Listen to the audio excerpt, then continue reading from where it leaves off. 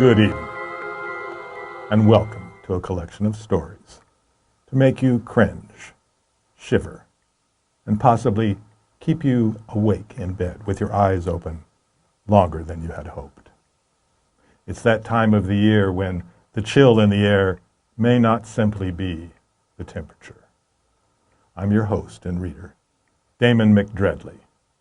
Your reader was originally going to be some librarian, Dano, Mick whatever, but he got tied up with something. Listen. Hey, let me out! Yes, apparently he is still unable to be with us. The stories I'll be reading tonight are the following, with thanks to their writers, illustrators, and publishers. The Witch's Child by Arthur Yoricks, illustrated by Jose Smith, thanks to Abram Books. The Girl Who Stood on the Grave, retold by Alvin Schwartz, illustrated by Stephen Gamel, thanks to Harper and Row. The Hook, an urban legend retold by yours truly. Just Delicious, another one retold by Alvin Schwartz, illustrated by Stephen Gamel, thanks again to HarperCollins. Wee Winnie Witch's Skinny, retold by Virginia Hamilton, illustrated by Barry Moser, thanks to Blue Sky at Scholastic. And Skeleton Woman, retold by Maggie Pearson, illustrated by Gavin Rowe, thanks to Crocodile Books at Interlink. So, grab your security blanket, or your salt and silver, and let us begin with The Witch's Child.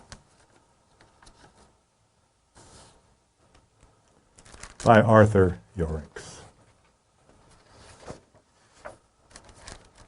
Once, there lived a witch in the woods. A mean, horrible witch. She was wicked and cruel and absolutely heartless, and her name was Rosina. Rosina made it rain when there wasn't a cloud in the sky. She turned decent people to stone. She made the ground shake and lightning strike and wind roar. She was powerful and evil and had all there was to have, except one thing, a child. So one October night, out of bits of straw and leaves and clumps of her own hair, Rosina made herself a daughter and called her Rosalie. But she couldn't bring Rosalie to life. "Rise, my Rosalie, awake!" But with all of Rosina's spells and brews, the straw girl only stared and did not say a word. "Perhaps tomorrow," Rosina said, and she flew out into the night to rattle the resting. The next morning, Rosina tried again to awaken the lifeless Rosalie. "Rosalie, I can give you anything you want."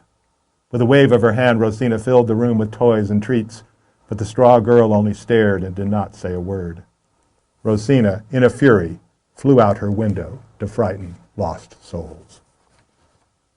Days passed, one by one, two by two, and Rosalie still did not stir.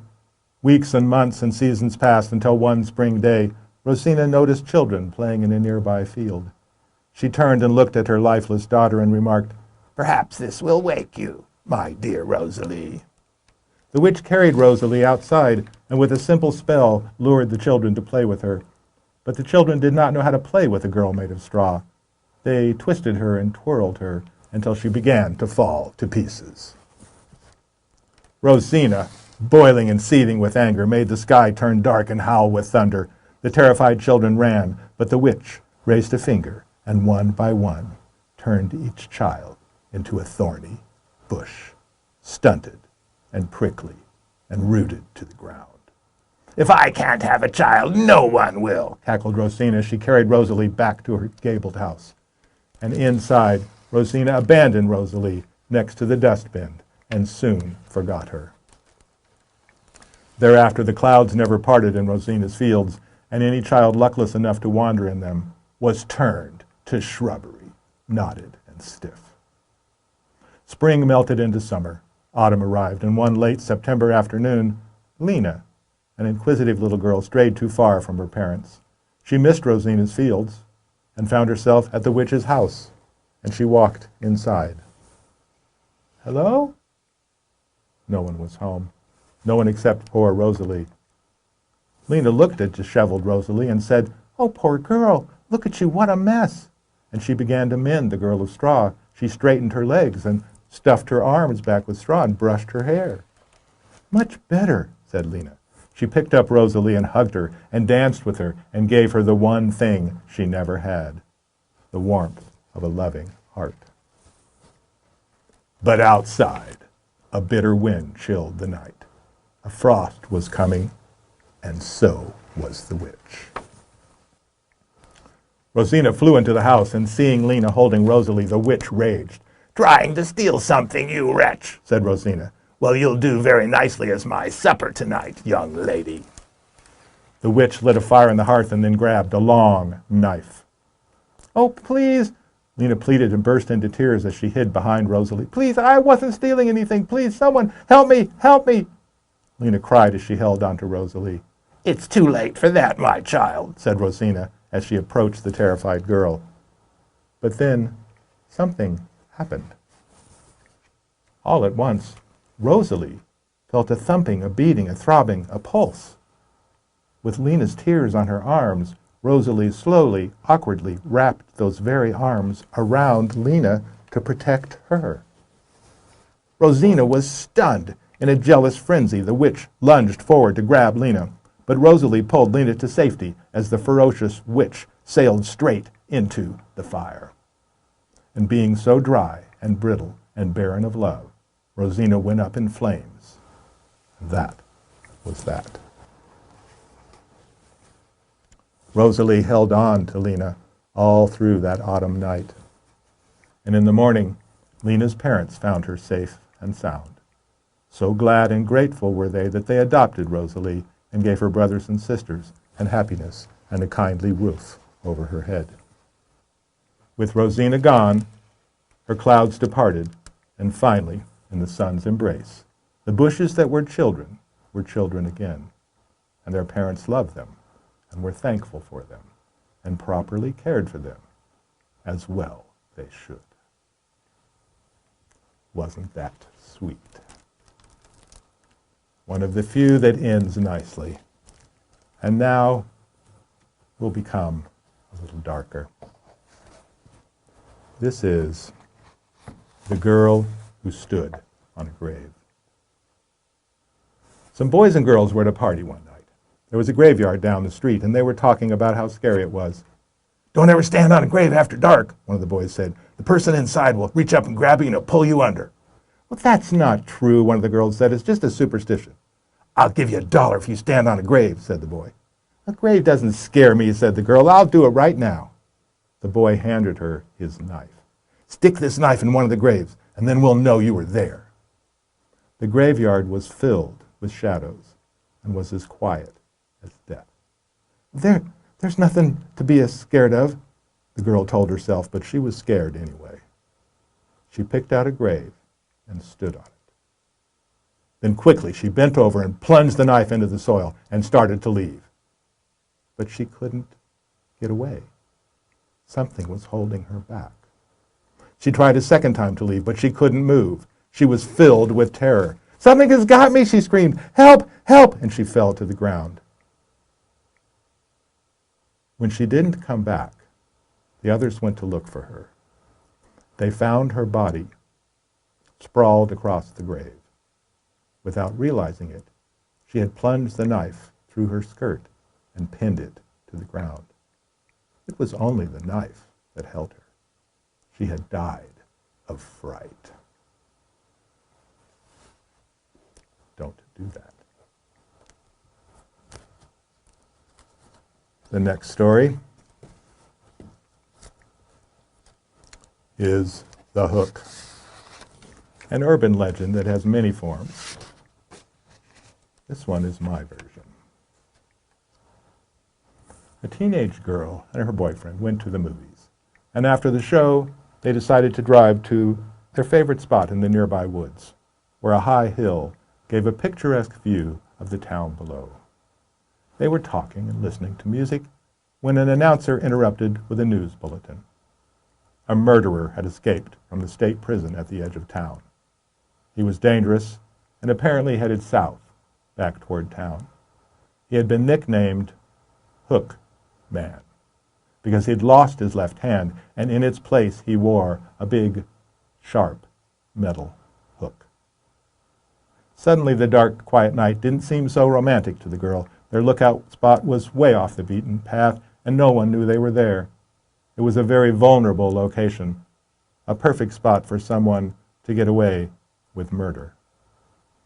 Let's roll up the windows and lock the doors, she said to her boyfriend. He agreed, and they went back to talking and listening to music. But then they heard a scratching sound on the back of the car. What was that? The girl said, her voice trembling. What was that noise? Don't be so jumpy, the boy said. It's just probably branches scraping the car. She tried to relax and listen to the music, but then the scratching sounded again on the roof of the car. This is freaking me out, the girl said. Let's get out of here. It's just branches, I'm telling you, said the boy. It's only 10 o'clock. You're ruining a perfectly good evening. Just calm down. But they argued for half a minute, and then they heard the scratching noise again on her side of the car. And the girl shrieked, Now! Take us home now!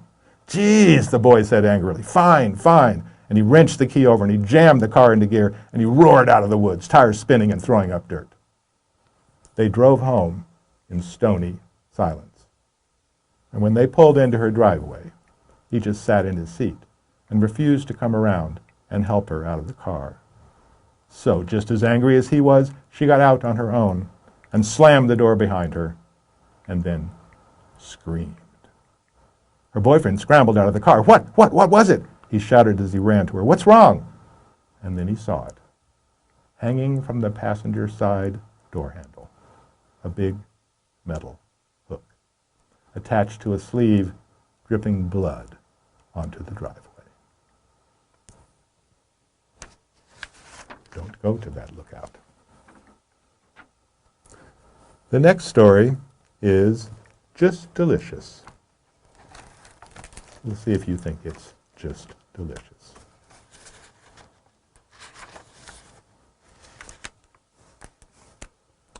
George Flint loved to eat. Each day at noon, he closed his camera shop for 2 hours and went home for a big lunch that his wife Mina cooked for him. Now, George was a bully, and Mina was a timid woman who did everything he asked because she was afraid of him. On his way home for lunch one day, George stopped at the butcher shop and bought a pound of liver. He loved liver. He would have Mina cook it for dinner that very night. Despite all his complaints about her, she was a very good cook. While George ate his lunch, Mina told him that a well-known, popular, rich old woman in town had died. Her body was in the church next door. It was in an open coffin. Anyone who wanted to see her and pay their last respects could. As usual, George was not interested in what Mina had to say. I've got to go back to work, he told her. After he left, Mina began to cook the liver for dinner. She added vegetables and spices and simmered it all afternoon, just the way George liked it. And when she thought it was done, she cut off a small piece and tasted it. It was delicious. The best she had ever made. She ate a second piece, then a third. It was so good she could not stop eating. And it was only when the liver was all gone that she thought of George.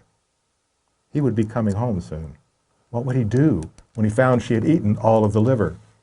Some men would laugh, but not George. He would be angry and mean and violent, and she did not want to face that again. But where could she get another piece of liver that late in the day? And then she remembered the old woman lying in the open coffin in the church next door, waiting to be buried. George said he had never had a better dinner. Have some liver, Mina. It's just delicious. I'm not hungry, she said. You finish it. That night, after George had fallen asleep, Mina sat in bed trying to read. But all she could think about was what she had done. And then she heard a woman's voice. Who has my liver? It asked. Who has it? Was it her imagination? Was she dreaming? Then the voice was closer. Who has my liver? Who has it? Mina wanted to run. No, she whispered. I don't have it. I don't have your liver. Now the voice was right next to her. Who has my liver? Who has it? Mina froze with terror. She pointed to George. He does! He has it! Suddenly, the light went out, and George screamed and screamed and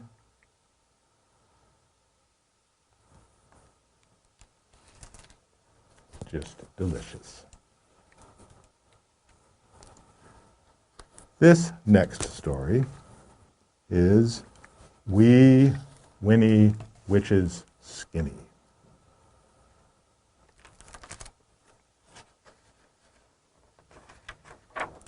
This is a African-American scare tale. Carefully, James Lee drew a black cat wearing a pointy black hat and riding on a broomstick. I know a lot about witches, I do, James Lee told his brother Will. You better stay away from owls and gnats and cats too, James warned his little brother. Cats know the most about witches. Uncle Big Anthony said so. They lived next door to Uncle Big Anthony's house. See, one time Uncle Big Anthony put a gnat in a bottle with a lid on tight, James Lee said, and poof, the gnat was gone. A teeny witch was in there. Whee-oo! An owl hooted, a-hoo-hoo, and the witch was gone. He grinned at Will, and Will shivered. One day, James Lee saw a black cat fall out of a sassafras tree onto Uncle Big Anthony.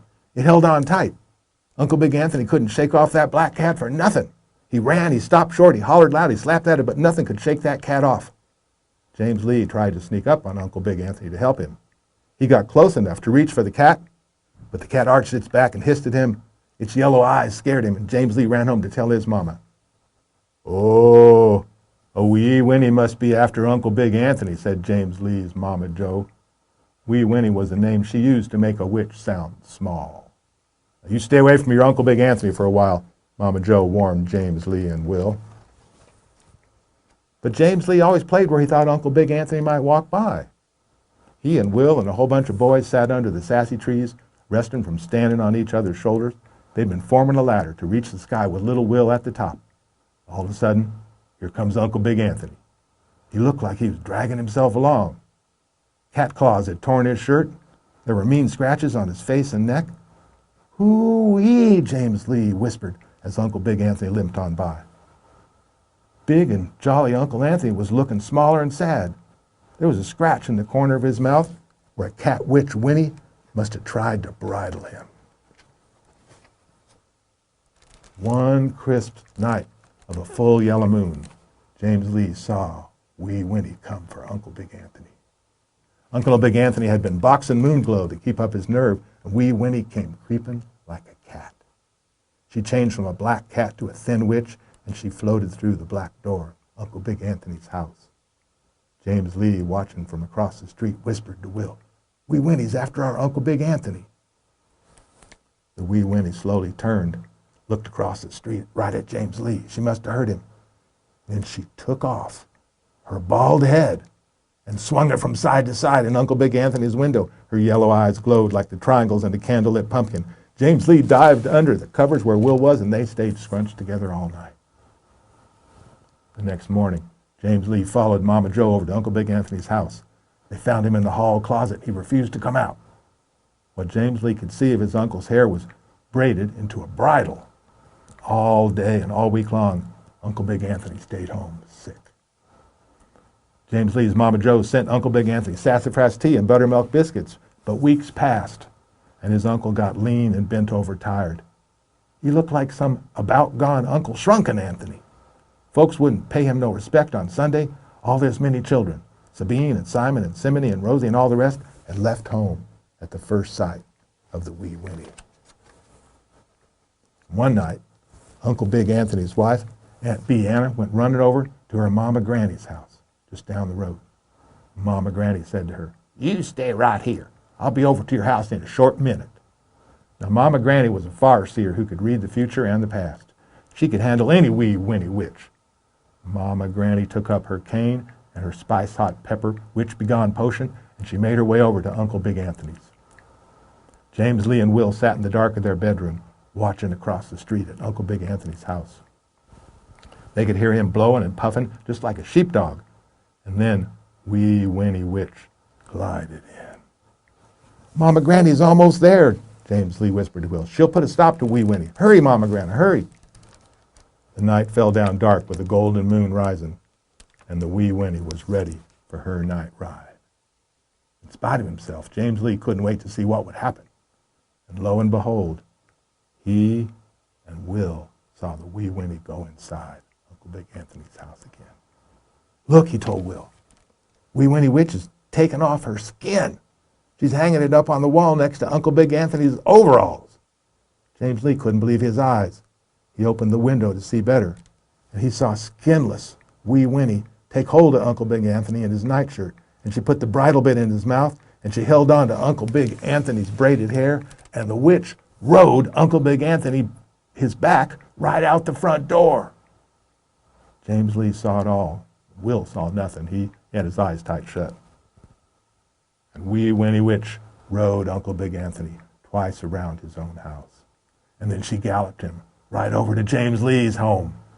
Before James Lee could move, wee Winnie snatched him right out of the window. She put him in front of her on Uncle Horse Anthony's back. James Lee held on to Uncle Horse Big Anthony's nightshirt for dear life, and he hollered for his family, "Help! Mama! Papa, help me!" James Lee saw his mama and Papa and Will run outside. All the folks came rushing out of their houses, and it seemed like all the folks were getting small. Something about that made James Lee grin. When he was way up above the sassy trees, James Lee waved at everybody. The three flyers climbed a night breeze up toward the harvest moon. Uncle Horse Anthony neighed, and wee Winnie Witch cackled and shook the stars. James Lee gazed far below. All of the folks' startled eyes had become like bright sparkles of pumpkin light. And down below, Mama Granny walked inside Uncle Big Anthony's house and looked all around. One of their neighbors, Nay Dill, said, "They're gone. Wee Winnie left her skin behind. She's taken James Lee too." "Ah, they'll be back," Mama Granny said. She put down her cane and she took the lid off her hot potion sauce pot. She reached into it and she spooned her spice-hot pepper oil into wee Winnie Witch's skin, hanging there on the wall. "Let's skedaddle," she told Nadell when she had finished. They got out of there as wee Winnie Witch, Uncle Horse Anthony, and James Lee came back inside. Wee Winnie rode inside the house, and Uncle Big Anthony fell on his bed. James Lee hit the wall and hugged it tight as wallpaper. "I'll be back for you in 2 nights," wee Winnie screeched at them. She took her thin skin down and she slipped it on. Hey, Skin." She started wiggling and turning in her skin. "Skinny, you feel all right? What's wrong with you? Say now." "Peel me off. Strip me off," the Skinny said in a fizzly voice. Winnie Witch tried taking her skin off, but it stuck to her. She moaned and she shouted, Skinny, don't you know, Big Witch? Get off of me. Don't you know me, Skinny?" But that Skinny was so peppery hot it couldn't talk anymore. It squeezed and squeezed until it took wee Winnie's breath right out of her, and then it shriveled her up. She fell to pieces on the floor. Now that wee Winnie Witch was no more than a bunch of dried up, skinny leftovers. James Lee saw it all. He tore himself from the wall and he ran out of there. Couldn't wait to tell Will and everybody. And that was how Uncle Big Anthony and James Lee got free of wee Winnie Witch. Mama Granny sure did the job. "What do you think of that?" James Lee asked Will. Will said, "I don't much care for witches. I don't believe in them much either. You probably were dreaming." But he still made James Lee keep their bedroom window closed on the nights of the harvest moon. Now Mama Granny sprinkled secret potion water around the house for 7 days. She chanted 7 times, "Remove yourself from here. Remove yourself from here." And she and Mama Joe swept up the dry scraps of wee Winnie Witch's skinny, and they burned them in the fireplace and let the smoke carry the ashes far away. James Lee sat that night with Uncle Big Anthony until Aunt Bee Ann and the children came home, and Uncle Big Anthony went back to work the next day. James Lee told Will he's the best Uncle Big Anthony now, just like always. He'll be his old self in no time. And Uncle Big Anthony did grow stronger every day, but there was one thing that stayed different about him. He always carried a fly swatter. He smacked his back with it whenever he passed along under the sassy trees, and that's how James Lee knew when Uncle Big Anthony was coming. You could hear him splat swatting with the fly swatter, said James Lee, in case of black cats. "Is that the truth?" asked Will. I think he'd rather swat flies." "I wouldn't lie," James Lee said, "so don't you think." James Lee told everybody about his night air ride on the back of Uncle Big Anthony. His Uncle Big Anthony said he didn't remember a thing. But still, James Lee told about Wee Winnie Witch's Skinny to all the folks. James Lee told him, "I don't ever want to see a Skinny again, but that night air ride up to the twinkling stars, whoo-wee!" And his face lit up like moon glow. Folks begged James Lee to tell the whole tale again 100 times, and every Halloween James Lee did. So we started kind of sweet, and we got kind of dark, and we're coming back to sweet again. And this last story is kind of creepy and sweet. So I guess it's a little sweepy or Crete. Take your pick. This is called Skeleton Woman. And it's a story from the north, from the Inuit people. Far to the north, where there is only ice and snow and gray-blue sky over a gray-blue sea, a little boat bobbed on the water. In the boat sat a fisherman. He had caught nothing all day, but still he sat fishing. One fish would do, just for himself. He had no one else to feed. There was no one to worry if he came home late, nor anyone to care if he didn't come home at all. A small tear crept from the corner of his eye and rolled down his cheek when he thought of that, and he brushed it away quickly and went on fishing. Suddenly he felt a tug on his line. He'd caught something. It was fair size, too, he could see, as he carefully drew it in. Bigger than most fish, but smaller than a seal, and it was white, purest white. What was it moving under the water? It looked almost like a woman. But it was a skeleton woman. Up she popped out of the water, not an inch from his nose, grinning at him over the side of the tiny boat, her bony fingers scrabbling to catch hold. How long had she lain on the seabed, rocked by the ocean currents, the big fish nibbling the flesh from her bones, and the little ones playing in and out between her ribs? She didn't know. She only knew how good it felt to be back once more in the air, in the world of the living. "Go away!" the fisherman cried in fear. He dropped his fishing line and grabbed his paddle and hit her again and again until she let go of the boat. Then he paddled as fast as he could for the shore. But after him came the skeleton woman, waving her bony arms as if to say, "Wait for me! Wait for me!" The man paddled faster, and the skeleton woman came running after him, across the water, legs rattling, head tossing from side to side. "Wait for me!" When he reached shore, the fisherman jumped out of his boat, caught up his fishing tackle, and ran over the snow and the icy waste until he reached home. He crawled inside, his heart beating like a drum. Safe at last, he thought, hidden away in his white snow house amid the white, white snow. And after a little while, he felt better. And he set about untangling his long fishing line and winding it into a neat ball. But then he heard the rattling of bones outside, and the skeleton woman came creeping into the house after him. The fisherman stopped working, his heart pounding like a drum again, and the skeleton woman was still, too. She sat, waiting patiently, a bundle of bones, and he saw what had happened. She couldn't see him, for the fish had long ago eaten her eyes. She couldn't hear him, for she had no ears. And he had brought her all the way with him, tangled up in his fishing line. And the fisherman felt sorry for her. So very quietly, very gently, he began to untangle her. It took a long time.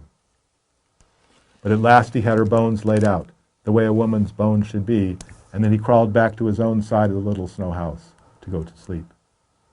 Skeleton woman arose from the ground where the fisherman had lain her, and she sat there, her bones rattling together from cold and fear, until he threw her a bundle of furs.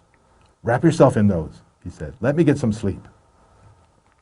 While the fisherman slept, another tear of loneliness trickled slowly from the corner of his eye. Skeleton Woman couldn't see or smell or hear, but she could sense his weeping. And she was so thirsty. She crept closer to the man and she began to drink the tears. And that single tear became a river full of the water of life. She lay on his chest and she could hear his heart beating like a drum, and the beat of the drum vibrated through her bones like a song, singing flesh back onto her bones, and hair back onto her head, and eyes to see and ears to hear, and a heart of her own that went on beating.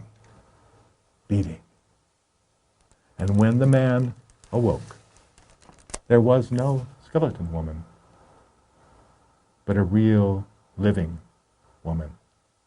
And he knew he would never be lonely again. And they lived together until the day they died, and the creatures that had fed on Skeleton Woman while she lay under the sea made sure that the two of them never went hungry again. The people of the Northland tell this tale, and they swear it is true. Isn't that a sweet way to end? We've come to the last story, and I will close now with the words of our dead friend Orson Welles. That grinning, glowing, globular invader of your living room is only an inhabitant of the pumpkin patch. And if your doorbell rings and nobody's there, that was no alien monster. It's Halloween. Have sweet, creepy dreams. Happy Halloween. Goodbye.